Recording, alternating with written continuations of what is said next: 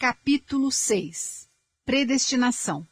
A controvérsia teológica sobre a predestinação tem causado muita confusão na vida religiosa de muitas pessoas. Comecemos por examinar a origem desta controvérsia. Na Bíblia, encontram-se muitos versículos que são frequentemente interpretados com o sentido de que, na vida de uma pessoa, tudo acontece exatamente conforme predestinado por Deus. A prosperidade e o declínio, a felicidade e a miséria, a salvação e a condenação, e também a ascensão e a queda das nações. Por exemplo, o apóstolo Paulo escreveu: "E aos que predestinou, a esses também chamou. E aos que chamou, a esses também justificou. E aos que justificou, a esses também glorificou." Romanos, capítulo 8, versículo 30. Pois, diz a Moisés: "Compadecer-me-ei de quem me compadecer, e terei misericórdia de quem eu tiver misericórdia." Assim, pois, isto não depende do que quer, nem do que corre, mas de Deus que se compadece. Romanos, capítulo 9, versículos 15 e 16. Ou não tem o oleiro poder sobre o barro para da mesma massa fazer um vaso para honra e outro para desonra? Romanos, capítulo 9, versículo 21. Também está escrito que Deus amou Jacó e aborreceu Esaú, mesmo enquanto estes ainda se encontravam no ventre de sua mãe, e anunciou o seu destino, dizendo: "O maior servirá ao menor." Romanos, capítulo 9, versículos 11 a 13. Há desta forma uma ampla base bíblica para justificar a doutrina da predestinação absoluta e total de Deus. No entanto, podemos igualmente encontrar na Bíblia evidências suficientes para refutar a doutrina da predestinação absoluta. Por exemplo, Deus advertiu os primeiros antepassados humanos a não comerem do fruto, de modo a prevenir sua queda. Gênesis, capítulo 2, versículo 17. Podemos deduzir, assim, que a queda humana não foi o resultado da predestinação de Deus, mas antes o resultado da desobediência do homem ao mandamento de Deus. Lemos ainda: "Então arrependeu-se o Senhor de haver feito o homem sobre a terra, e pesou-lhe em seu coração." Gênesis, capítulo 6, versículo 6. Fim da nota de rodapé. Se a queda humana tivesse sido predestinada por Deus, não haveria motivo para ele se lamentar pelos seres humanos decaídos, pois eles estariam agindo de acordo com a sua predestinação. Além disso, está escrito no Evangelho de João que todo aquele que acreditar em Cristo não perecerá, mas terá a vida eterna, implicando que ninguém está destinado à perdição. João, capítulo 3, versículo 16. A doutrina de que o resultado dos empreendimentos humanos é determinado não pela predestinação de Deus, mas pelo esforço humano, é apoiada pelo versículo bíblico bem conhecido: "Pedi e dar-se-vos-á. Buscai e encontrareis. Batei e abrir-se-vos-á." Mateus, capítulo 7, versículo 7. Se todas as obras humanas se realizassem segundo a predestinação de Deus, então por que motivo Jesus enfatizaria a necessidade do esforço humano? A Bíblia nos ensina a orar por nossos irmãos doentes, sugerindo que a doença e a saúde não dependem apenas da predestinação de Deus. Tiago, capítulo 5, versículos 14 e 15. Se tudo fosse determinado pelo destino inevitável, predestinado por Deus, então nossas súplicas com lágrimas não serviriam de nada. Sendo Deus absoluto, seria de se esperar que quando Ele predestinasse alguma coisa, isso permanecesse absolutamente imutável e nenhum esforço humano o pudesse alterar. Por conseguinte, se aceitarmos a doutrina tradicional de que todas as coisas são absolutamente predestinadas por Deus, então teremos de concluir que nenhum esforço humano, incluindo a oração, O testemunho ou a caridade pode acrescentar algo mais à providência da restauração de Deus. Qualquer esforço extra para além do curso natural dos acontecimentos seria completamente inútil. Já que existe na Bíblia uma ampla base para justificar ambas as doutrinas divergentes, a controvérsia sobre a questão da predestinação tem sido inevitável. Como é que o princípio pode resolver esse problema? Iremos considerar a questão da predestinação, analisando-a sob vários tópicos. Seção 1. A predestinação da vontade de Deus. Antes de tratarmos da predestinação da vontade de Deus, examinemos primeiramente o que seria a vontade de Deus. Recordemos que Deus não pôde cumprir a sua finalidade da criação devido à queda humana.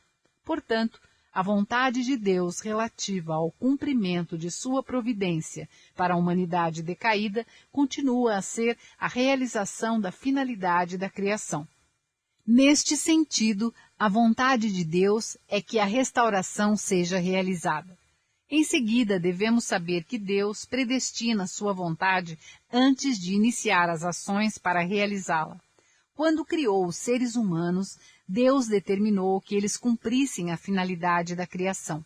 Quando Deus não pôde realizar a sua vontade devido à queda, ele decidiu realizá-la através da providência da restauração.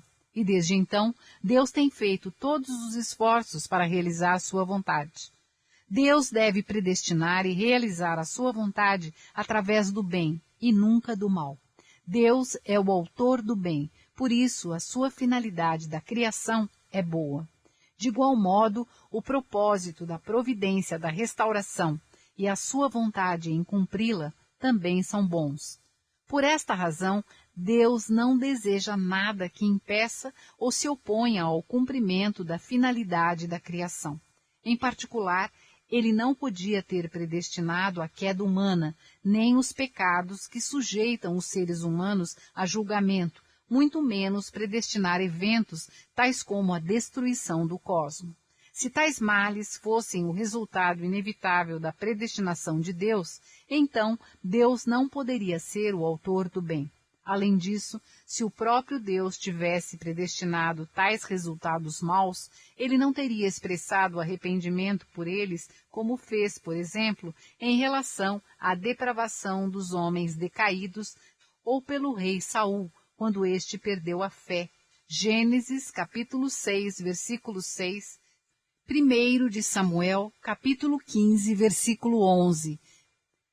Tais versículos mostram que o mal não é o resultado da predestinação de Deus, mas do fracasso dos seres humanos em cumprir a sua responsabilidade e, em vez disso, se tornarem parceiros de Satanás. Até que ponto Deus predestina a sua vontade para a realização da finalidade da criação? Deus é o ser absoluto, único, eterno e imutável. Portanto, a finalidade de sua criação deve também ser absoluta, única e imutável. Igualmente, a sua vontade para a providência da restauração, cuja meta é o cumprimento da finalidade da criação, deve ser também absoluta, única e imutável. É natural que a predestinação da vontade de Deus, que um dia a finalidade da criação seja cumprida, também deve ser absoluta, tal como está escrito. Porque assim o disse e assim acontecerá. Eu o determinei e também o farei. Isaías, capítulo 46, versículo 11. Visto que Deus predestina sua vontade de forma absoluta, se a pessoa escolhida para cumprir a vontade de Deus falha, Deus deve continuar sua providência até o seu cumprimento, mesmo que para isso tenha de escolher uma outra pessoa para carregar a missão. Por exemplo, Deus desejou que a sua finalidade da criação fosse cumprida através de Adão. Embora isto não tenha ocorrido, a predestinação de Deus em relação a esta vontade providencial permanece absoluta. Por isso, Deus enviou Jesus como o segundo Adão e tentou cumprir a sua vontade através dele. Quando Jesus, devido à descrença do povo judeu, também não pôde realizar completamente a vontade de Deus, prometeu que voltaria para cumpri-la sem falta. Conforme Messias 1:2. Mateus capítulo 16, versículo 27. De forma semelhante, a vontade de Deus era estabelecer o fundamento familiar para o Messias através da providência baseada em Caim e Abel. Quando Caim matou Abel e esta vontade não foi realizada, Deus fez uma nova tentativa para cumpri-la através da família de Noé. Quando a família de Noé também falhou em cumprir a sua vontade, Deus escolheu Abraão uma vez mais para substituí-lo e trabalhou através dele. O mesmo se verifica nas missões no nível individual. Deus tentou remediar o fracasso em cumprir a sua vontade através de Abel, escolhendo Sete como seu substituto. Gênesis capítulo 4, versículo 25. Deus tentou cumprir a sua vontade deixada inacabada por Moisés, escolhendo Josué em seu lugar. Josué, capítulo 1, versículo 5. Quando a vontade de Deus em relação a Judas Iscariotes foi anulada devido à sua traição a Jesus, Deus realizou uma segunda tentativa para cumprir sua vontade, elegendo Matias em lugar de Judas. Atos dos Apóstolos, capítulo 1, versículos 24 a 26. Seção 2. A predestinação da maneira pela qual a vontade de Deus é cumprida. De acordo com o princípio da criação, a finalidade da criação de Deus só pode ser realizada quando os seres humanos cumprirem a sua porção de responsabilidade. Conforme o princípio da criação 5:2:2. Embora a vontade de Deus para realizar esta finalidade através da providência da restauração seja absoluta e esteja fora da influência humana, a sua realização exige necessariamente o cumprimento da porção de responsabilidade humana. Originalmente, a finalidade da criação de Deus teria sido cumprida através de Adão e Eva apenas quando eles cumprissem a responsabilidade que lhes fora dada e se abstivessem de comer do fruto da árvore do conhecimento do bem e do mal. Gênesis capítulo 2, versículo 17. De modo semelhante, na providência da restauração, a vontade de Deus só é realizada quando a figura central responsável por uma missão completa a sua porção de responsabilidade. Por exemplo, o povo judeu, como a nação central da providência, deveria ter acreditado e seguido Jesus incondicionalmente, a fim de que Deus pudesse realizar a salvação completa naquele tempo. Porque não acreditaram e falharam em cumprir a sua responsabilidade, o cumprimento da vontade de Deus teve que ser adiado até o tempo do segundo advento. Até que ponto Deus predestina o desenrolar dos acontecimentos na providência? Embora a vontade de Deus de realizar a finalidade da providência da restauração seja absoluta, Deus predestina o processo de sua realização condicionalmente, dependendo dos 5% de responsabilidade da figura central que devem ser completados em adição aos 95% de responsabilidade de Deus. A proporção dos 5% é usada para indicar que a porção de responsabilidade humana é extremamente pequena quando comparada com a porção de responsabilidade de Deus. Porém, para os seres humanos, estes 5% equivalem a 100% dos nossos esforços. Citemos alguns exemplos. Deus predestinou que a sua vontade só fosse cumprida através de Adão e Eva quando eles se abstivessem de comer o fruto e cumprissem a sua responsabilidade.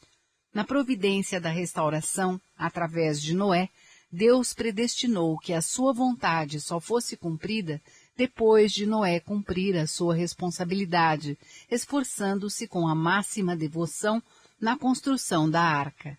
Na providência da salvação através de Jesus, Deus predestinou que a sua vontade fosse cumprida somente depois que as pessoas decaídas cumprissem a sua responsabilidade ao acreditarem em Jesus como o Messias e a lhe prestarem devoção. João, capítulo 3, versículo 16. Todavia, repetidas vezes, os seres humanos não conseguiram assumir a sua pequena porção de responsabilidade. Consequentemente, a providência de Deus tem sido prolongada repetidamente. Está escrito na Bíblia: a oração da fé salvará o doente. A tua fé te salvou. E porque aquele que pede recebe, e o que busca encontra, e ao que bate se abre. Está escrito na Bíblia: a oração da fé salvará o doente. A tua fé te salvou.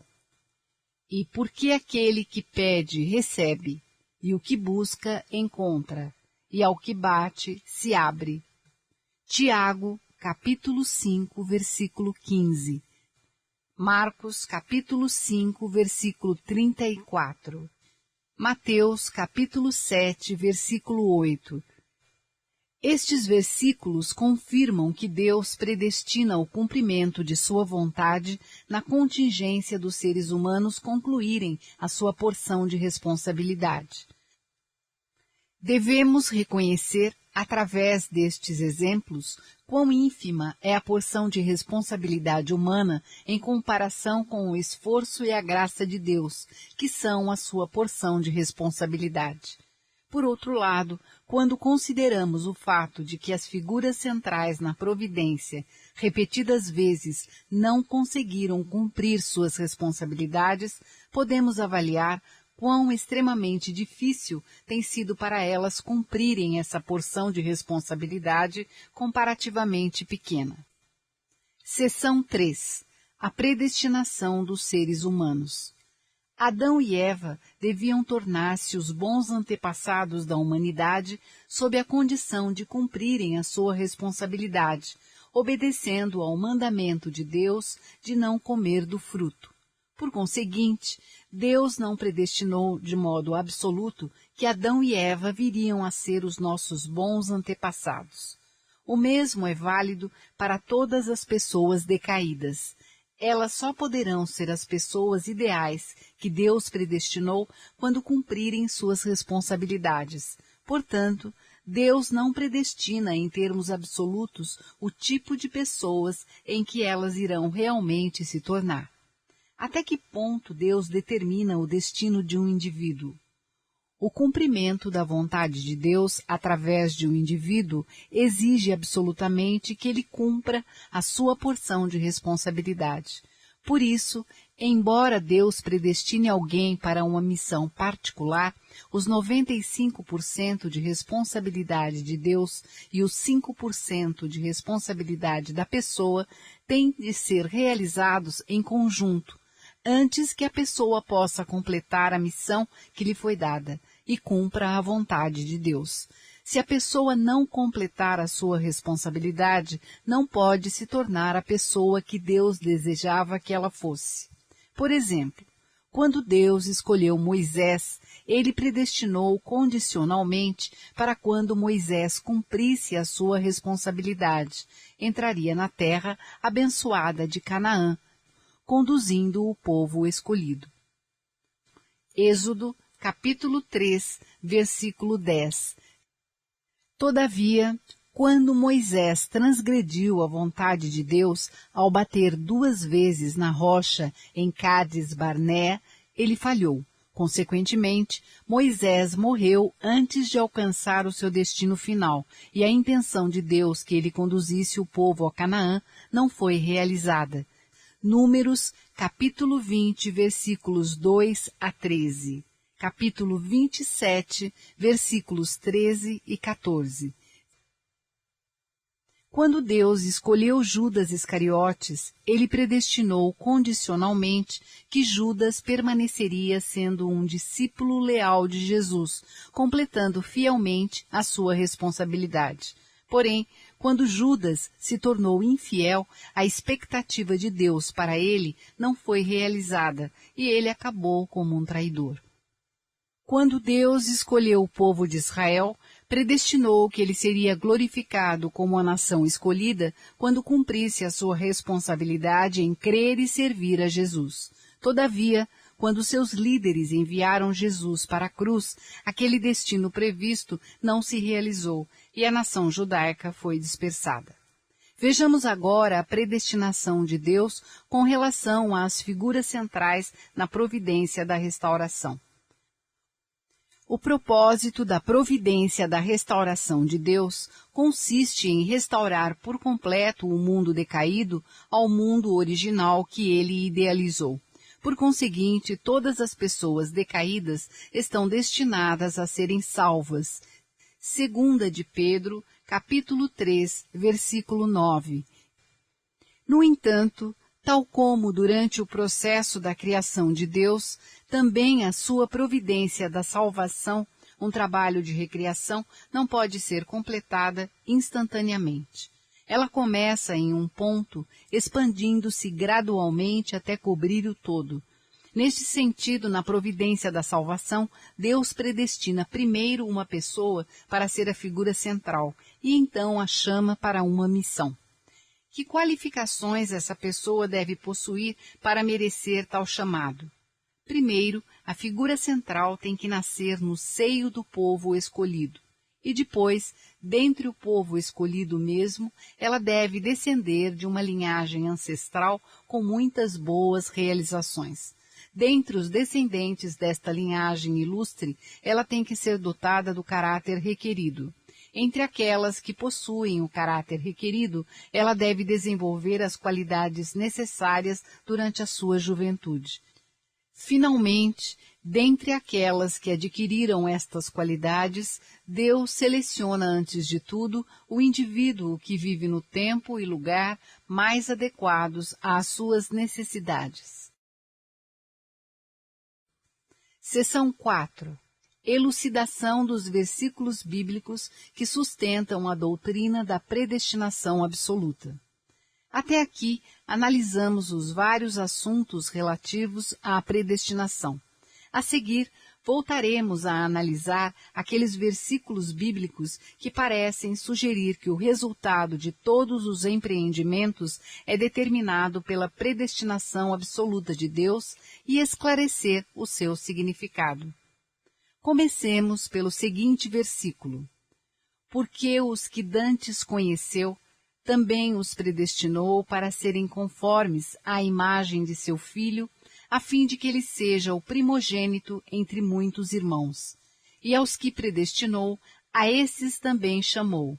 E aos que chamou, a esses também justificou. E aos que justificou, a esses também glorificou.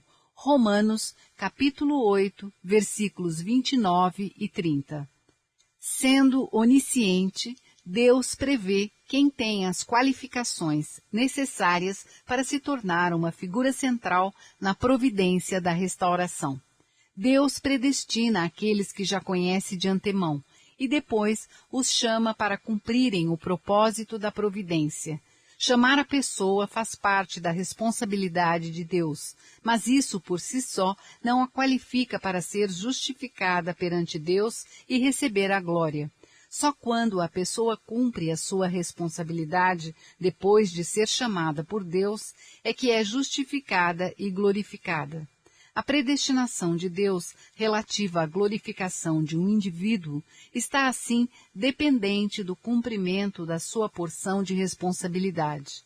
Devido ao fato do versículo bíblico não mencionar a porção de responsabilidade humana, ele pode ser mal interpretado no sentido de significar que todos os assuntos são determinados apenas pela predestinação absoluta de Deus.